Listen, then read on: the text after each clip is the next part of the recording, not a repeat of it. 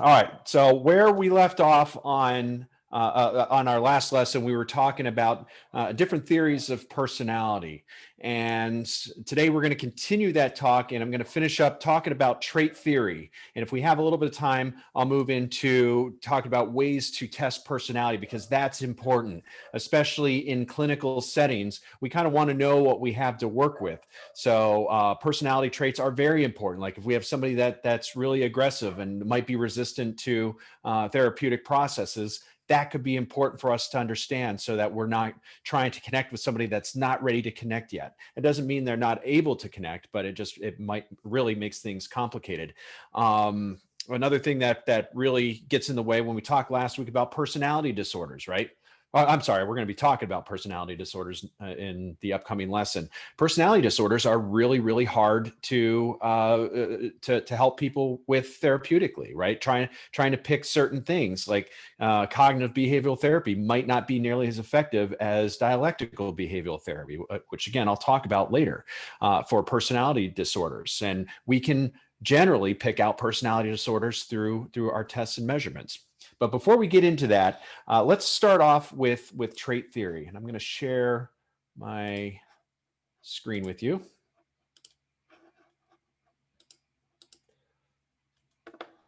I wish Zoom would just come up with like a single button to do this. Like 10 things I got to click just to get to where I need to.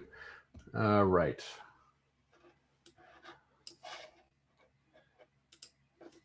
All right. So trait theory. So trait theory is a little bit different than what we were talking about with psychodynamic. It's different than the humanistic perspective, because it really looks at kind of really the characteristics of a person. Okay, so that's what we're going to be talking about today is trait theory. So what better way to describe individual personalities than by using traits? Well, the trait theory it's very straightforward. It's a straightforward approach to describe personality. And we do it every day, right? We have it in our language. It basically defines personality in terms of identifiable patterns of behavior. So that's really the key word here is patterns of behavior. Okay? Because we want to see patterns, we want to see regularity. And with personality, we know that personalities tend to be stable over time. Now, some trait theory will describe that, and I'll get into this in a little bit, how we have core theories, and then we have like secondary and tertiary characteristics that might change depending on the situation. So patterns of behavior. Behavior. Getting ahead of myself here. And I'll explain that here in just a little bit more in depth. So it describes traits instead of explaining them, as many of the other personality theories do. So this theory uses description versus explanation, versus other theories of personality tend to use explanation to describe those patterns of behavior. So what exactly is a trait? Now, if somebody asks you to describe your best friend or a family member, what kind of things would you say? You know, you might say your best friend is really funny, they're caring, they're loyal, they're even tempered. Hopefully you have nice things to say about your best friend. Otherwise, you might maybe want to rethink your connections and choices of relationships in your life. But all of these words that I just called off, they represent traits. A trait can be thought of as a relatively stable characteristic, right? As we know about personality. So that's another really defining word here is it's stable over time. Okay. So what certain traits we may see, like honesty in children that grow up that have certain honest qualities, we'll tend to see more of higher morals, right? There'll be a little bit more, we'll see honesty as being the core theme later on. So that's what I mean by stable. It just happens over time and remains that way. And it has to be consistent, right? So that's the other thing. It has to be consistent over time as well. And that's pretty unique to each individual. No two people really have the exact same personality. And we can even see within our families, even though we share many genes, we all have different personalities, right? So let's get into well, we talked about some of the different theorists, but one of the major ones that we have um, was Myers-Briggs, and they used a personality test to kind of even out and dissect some of these traits that we've seen. So, anyways, we'll talk a little bit more about those tests here in a little bit. But the individual traits theory differ in terms of whether or not they believe that all individuals possess the same traits. And again, that's kind of echoed throughout the theme of personality theories. So let's go through the first theorist. His name was Gordon Allport, and I'll just put Allport. Won't put his first name just to save time. So what Allport said was that all of us have different traits. He didn't believe that all individuals have the same traits. He said that they could differ amongst individuals, and he actually came up with a list. His initial list was about 10,000 different descriptive words, and he narrowed that down for the case of his study, but he narrowed it down to about 4,500 altogether. And that was narrowed down from 10,000. So can you imagine having a list of about 10,000 traits? There are about what? I think 200,000 words in the dictionary, and 10,000 of them were descriptors for traits. You know, that's crazy to me. But so anyway, he was able to come up with 3 basic categories of traits within these 4,500. The first is cardinal. So I'll tell you what, I'll list them and then I'll describe them. The second one are central traits. And then the third one is secondary traits. All right. Now, of these 3, the cardinal traits are the characteristics that direct most of the person's activities. So, right, they're the dominant traits. They're the ones that lie in the cardinal category. For example, one person might have a cardinal trait of selflessness or power motivation. But Allport says that not all individuals have selfless or power motivation. So that's the key right there, is individuals have some subset of traits from universal possibility of traits, but not all individuals have the same traits. And we mix and match, don't we? So we all possess different ones. Now, these cardinal traits, they influence all of our behaviors, including the central and secondary traits, or what we call dispositions, okay? So we can say these would look more like dispositions. All right. And then these influence behavior really to a lesser degree. So we behave how we have these traits, if that makes sense. So these are dominant, that are cardinal, are really dominant, and these are expressed at a lesser degree. So as an example of an essential trait is honesty, right? Or sociability, or maybe even shyness, which are less dominant than these cardinal traits, okay? If that makes sense.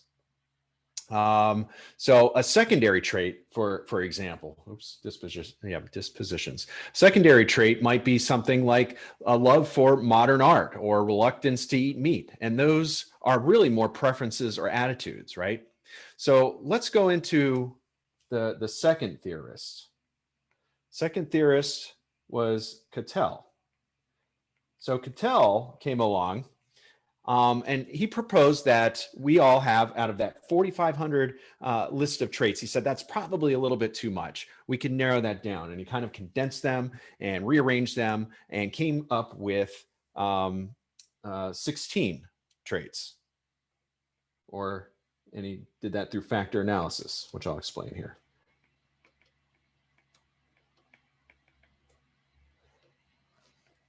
So he came up with 16 pairs or 16 PF is what he knows, or personality factors. He turned this into a questionnaire, or the 16 PF, like I described. And this was his contribution. So he categorized all of his traits into 16 personality traits that we all possess. Alongside of him, we had Eysenck. I always spell his wrong. I think it's CK, I believe. So Eysenck, and you may have heard of his theory, is based on the assumption that we all have three major dimensions, and these dimensions of personality encompass all the traits that we all possess. Okay, so but to the degree we individually express them are differently. So this is a little bit different from Allport, because again, Allport said that we have different unique subsets of these traits. Eysenck is really what he's saying is that we all have these traits, but we express them to different degrees. So here are the three major traits for his theory. And the first one is extroversion. This might sound familiar to some of you, introvert versus extrovert. Extroversion. So you know what that is, right? Extroversion is versus introversion, and really that's the degree of sociability, right? How much we interact with people out loud as opposed to kind of just keeping to ourselves. Oh, bear with me a second. So extroversion, I'm not going to put versus introversion here. The second one that he proposed was neuroticism. Neuroticism. There we go. And neuroticism is our emotion, our emotional stability. And over time, I mean, are we able to handle stress a little bit better than our counterparts, right? And then the third one is psychoticism. Psychoticism. And so I think I got that spelled correctly. So psychoticism is the degree to which reality is distorted. Okay. So I know I said Eysenck said that we all possess traits that lie in these three categories, but we display them or express them to really different degrees. Well, that's really the caveat here, because Eysenck said that we all have varying degrees of extroversion and neuroticism, but not necessarily psychoticism, right? So not everybody really possesses those traits, which is kind of a hole in his theory, right? So those are kind of the, if you kind of see where we're going with this, we started with about 10,000 traits, descriptions of traits, and we whittled it down with Allport whittled it down from 10,000 to about 4,500, and then Cattell narrowed it down even further to 16 pairs of traits, and then Eysenck looked at the inclusion of all of these traits, but kind of had some holes in it as far as psychoticism went. So now we're going to get to probably one of the most widely used and modern theories, known as the Big Five. Still part trait theory. Still part of the trait theory. All right. So the first major personality in the Big Five is openness.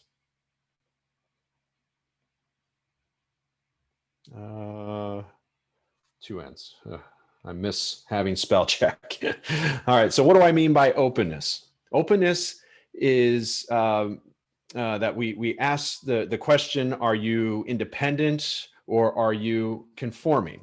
Okay. Are you imaginative or are you practical? Okay. So kind of openness to experience, and how he really looked at this. If you look at a scale, kind of like openness versus rigid, we can kind of see rigidity in here. And at some degree, we may be on this continuum somewhere, right? So nobody is really completely open and nobody is really successful in being completely rigid. So we all may really lie somewhere along these lines. And that kind of plays true with really any of these that I'm talking about here. Okay, so the second one, so that's one. The second one is conscientiousness. Conscientious. I'm telling you what, I'm doing great without having, I think I got that right. Doing great not having spell checker. So conscientiousness, we're asking the questions, are you careful or are you careless? Are you disciplined or impulsive? Are you organized or are you disorganized, right? Do you think of others, right? Or do you think of yourself? And again, we can kind of look at that on a scale versus any of those things that I just mentioned. All right, so the third we'll talk about is extroversion.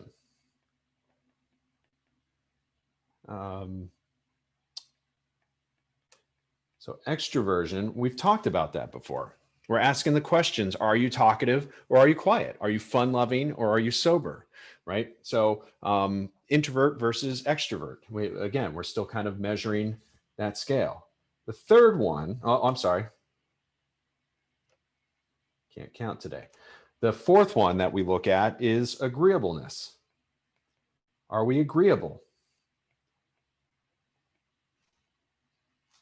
Yeah, hopefully I spelled that one correctly. It's embarrassing when you don't spell.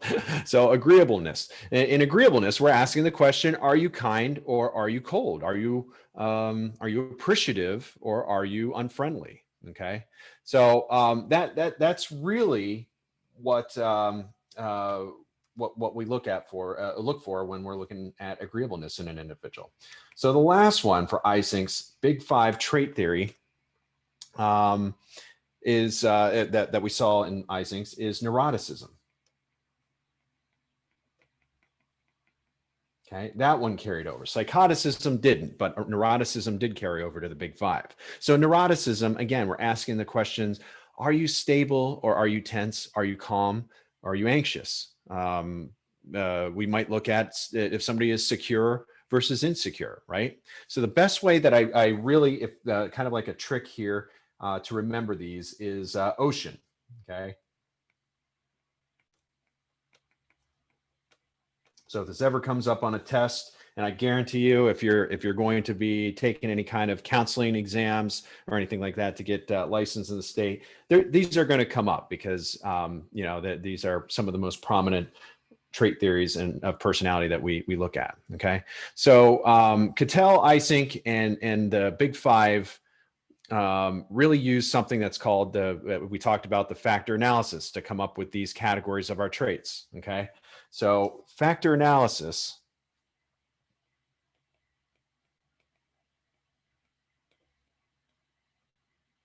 I think I wrote this on the previous slide too.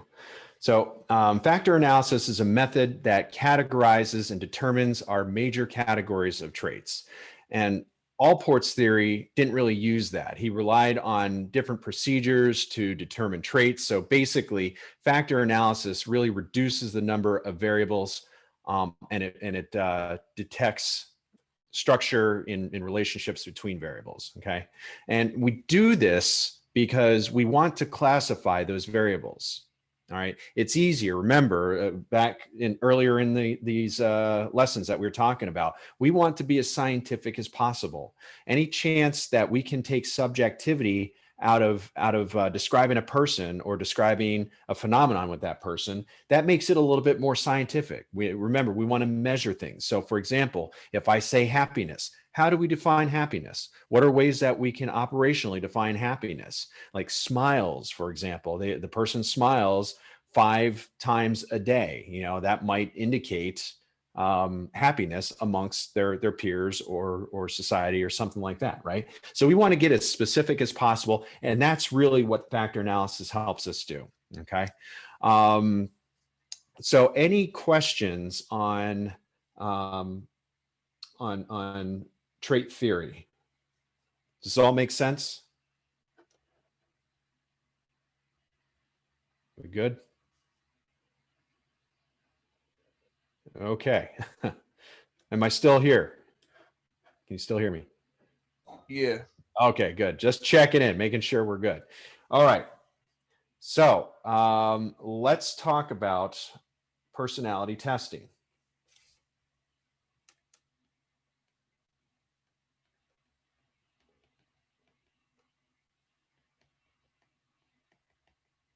Now, there are really two types of personality tests, right? We talked about different types of personalities. Psychodynamic, for example, is still used in the field. We still use Freud, some of it's the remnants of Freud's theories of the id versus the ego and the superego. We don't talk too much about the psychosexual development, right? We've kind of moved away from that and looked at it from a more I guess, cognitive approach as opposed to sexual relationships and ideas of discovering your body, because that's kind of what Freud was all about.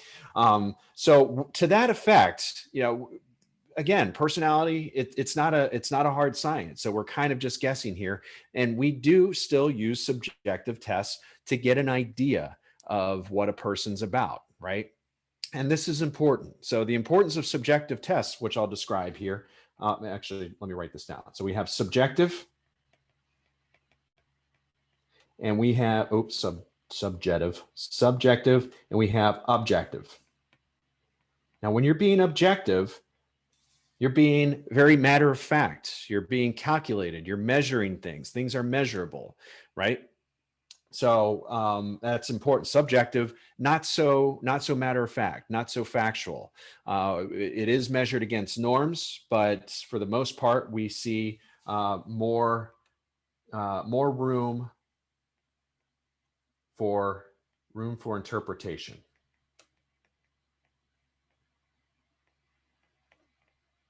Whereas objective is a little bit different because it's more scientific, if I dare to say that. Now, people that use subjective tests, they're going to claim that they are scientific. To some degree, they are, but not nearly as objective as objective tests are. So now that we've talked about control versus helplessness, introversion versus extroversion. Now we're going to look at some of these tests. All right. Maybe you've heard of Rorschach tests, right? How many of you heard of Rorschach tests? What are Rorschach tests? Do you know? So Rorschach tests, let me see if I can bring up an example of what a Rorschach test does. Okay, so this is an example. Oh, before I do that. So first one is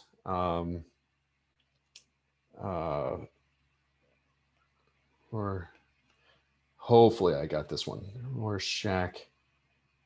I think that's right. Rorschach test. So the Rorschach test, otherwise known as the ink blot, in case you didn't know, okay? And that looks like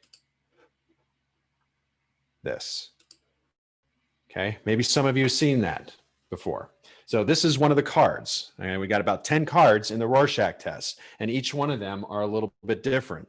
So what we do in this subjective test, right? Because we can't say for sure the degree of error that people are going to look at that and say it's a butterfly versus it's a bat versus it's two people fighting over a candle or whatever your interpretation of that might be, right? So we have norms, and we know what people that suffer with depression, for example, might answer that card more readily available, right? They might say something like they see a demon or something like that, right? And that's a very legitimate thing because that's what's on their mind. Like, for example, to be subjective and to kind of use prompting here, if I were to say banana, for example, and then ask you to give me a color, you might say yellow, right? Because I prompted that's on your mind. Banana is on your mind, or sun is on your mind, or whatever word I use. And that's kind of what happens with personality is we think in certain patterns, right? And we behave in certain patterns.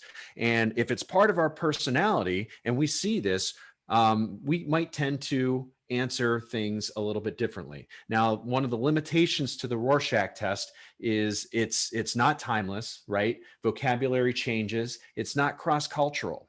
A lot of cultures might not have, like, for example, bats or television, right? They might not have Batman. So different words might be in cultures that that would lead us to think that, oh, I did spell this incorrectly, Rorschach with an H. Sorry about that.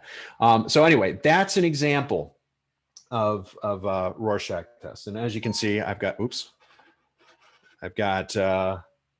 different cards up here. Okay, so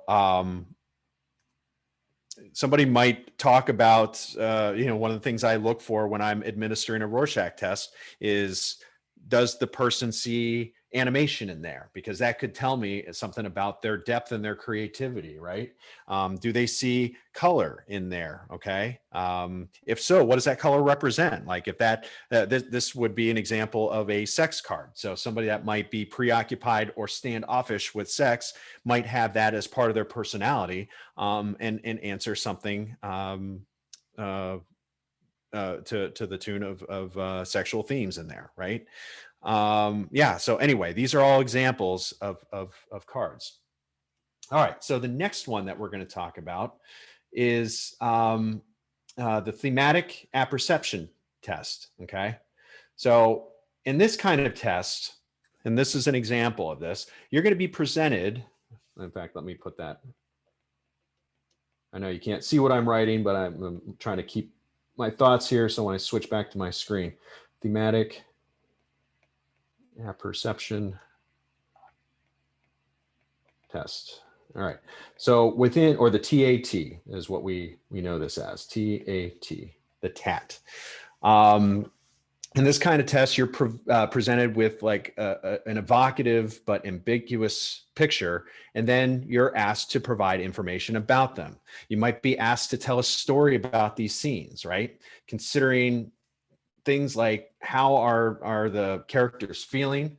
What's going on, or what's happening before this event, or what will happen after. So this is an example here. This woman is maybe crying because her brother just died, right? We asked the client to describe what they see here, and they might say, brother just died, or maybe she was just stung by a bee, or maybe this is a maid laughing because some royal just passed out drunk on her bed or something, right? So anyway, just whatever story they can come up with, we can ascertain based on how other people have responded that have known depression, or have known anxiety, or bipolar, or even antisocial personality disorder, which we'll talk about later, or personality traits, not necessarily diagnosis. So the idea here is that the response will reveal something about your concerns and motivations in real life, or how you really see the world, or even about your unconscious process that drive you. Remember, Freud talked about the unconscious. All right. So let me switch out of my screen here. Any questions on the apperception test? Some really cool stuff here. And here's another one that you might see if you're taking a thematic apperception test is, what's going on here, right? Is that a supervisor, or is that a friend, or is that a colleague learning? That's off to the right there. Who is the person on the left? Are they a student, or are they the professor, or what are they, and what are they doing? What happened before? What happened after? Anything that the person describes could be taken into account as to what they're feeling deep down. What are some of those core unconscious thoughts? Okay, and this would be another example of that. What's going on here, right? So anyway, those are just some examples of the subjective tests that we use within the field. Some really, really cool stuff. I love running subjective tests. Now, I will say that I don't necessarily put a lot of stock into these. Now, it's great for like criminology. Like if you're studying like forensics, and you have somebody's that's in custody and you want to kind of just see where they are as far as their antisocial personality traits or something, that would be a great way to see how they view the world. They may view it as a hostile world. They may view it as a violent world with a lot of blood and a lot of violence and just craziness, right? What that does for me, like if I'm in a clinical setting, I'm using the Rorschach or the TAT and talking to a client that I really don't know much about, a lot of what they project into these tests, I can use that in my practice with them. I can use that in the therapeutic relationship. So for example, if I detect that there is a lot of violence or trauma in their past, and it shows up through these Rorschach tests, I can kind of guide my discussion or direction with their therapy to be a little bit more sensitive to that, use more of a trauma focused therapeutic approach. Okay, so that's kind of the benefit of subjective tests. I would also say that these are not necessarily, kind of like the polygraph, they're not very widely admissible in court. I'm not saying that they can't be admissible in court, but they're usually not, just because they are subjective and they could do damage to that case and the outcome of the case. All right. So by contrast, that approach, modern trait personality researchers believe that you can assess personality traits by having people answer a series of test questions. So that's where the subjective part comes in. Okay. That's where we see the objectivity of this. There are so-called personality trait inventories out there, and a lot of them that I use, okay? And some of them provide quick reading on particular enduring traits like anxiety or self-esteem, while others really gauge a wide range of traits like our friends, the Big Five test, the Myers-Briggs, okay? We talked about that. So that would be an example. Now, Myers-Briggs, Myers-Briggs, similar, it looks at the Big Five. All right, you may have heard of this. We mentioned it earlier. It involves really a long questionnaire of true and false and agree or disagree questions, like, do you enjoy this being the center of attention, or do you find it easy to empathize with others, or do you value justice over mercy, for example? Okay, so Myers-Briggs does a pretty good job of asking those questions, determining whether or not you fall more on agreeableness versus rigidity, or so on and so forth, what we talked about earlier. Another one that we use is called, I'm not going to spell this out, it's called the MMPI, and we are currently on the second version. I believe the third one is in process right now of being written, but the Minnesota Multiphasic Personality Inventory. Say that 3 times fast. It's probably the most widely used personality test, okay? And it's a series similar to the Myers-Briggs. This one has about, I think it's 567, I believe. Yeah, 567 items. Now, the cool thing that I like about the MMPI 2 is that it really helps to determine whether a person is either lying for favors, or lying to kind of disguise some kind of truth or depression or other symptoms or something. It also gives likability, like, are they trying to be liked, for example, right? Are they answering favorable? So it gives us the lie scale and validity scale, which is really, really important. So especially in any kind of forensic or clinical sense, because if we're assessing somebody, we certainly want to know, are they being truthful, right? Like, it'd be easy for a criminal to come in, or an accused criminal, and try and feign some kind of real condition here, or maybe even just try and present themselves as favorable and not depressed or not violent. So that's really what breaks this apart here, is the MMPI, is that it does help with that lie scale and that validity. So it's and has the validity scale and helps with detecting lies, okay? And how that does that, it sprinkles the same question, just asked a little bit differently throughout. So for example, if somebody happens to answer, I like mechanics magazines, right? Maybe somebody actually does like mechanics magazines. So that doesn't necessarily detect a lie. It does show if somebody answers true on there that they might be agreeable to that. And then they go on to answer that. I'm trying to think of another one in there that they enjoy a good tennis match or something like that. So if they answer yes to that and yes to that and yes to a couple other ones, that will tell us that the chances are they're trying to present themselves in a positive light. So that's really one of the cool things. Some of the other tests, I think, I'm trying to think of what else. I know, I mean, there are just so many. They have the personality assessment inventory. So the downside to the MMPI is that it is very long. It takes about anywhere from 2.5 to 3.5 hours to fill out. Okay. So if you really want a good picture of somebody's personality and a personality profile, the MMPI is your tool, but you have to commit a lot of time they have to commit a lot of time to completing it, which could be a little bit more cumbersome. So the other one, and I use this one quite frequently, is the personality assessment inventory, the PAI, and that's a little bit shorter. Again, it actually has a Likert scale, so somewhat agree, or fully agree, somewhat agree, somewhat disagree, fully disagree.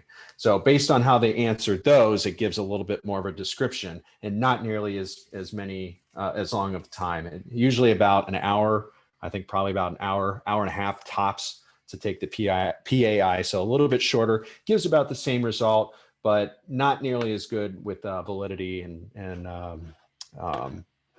lie detection on that. Okay. And then they have, I mean, the list just goes on and on as far as they have the Mackie, they have, yeah, just all sorts of tests. All right, but those are really, I mean, just kind of understand what the difference between objective and subjective tests are, and in that some of them are projective. They want us to kind of flesh out what the unconscious thought is doing, the unconscious part of a person, part of their personality is usually apt to doing. And the objective is just measuring more to the degree. And the dogs are barking again.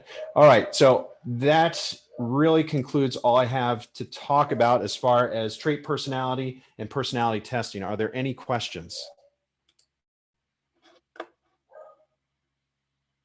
Does anybody have any comments or anything they would like to add? No. Okay,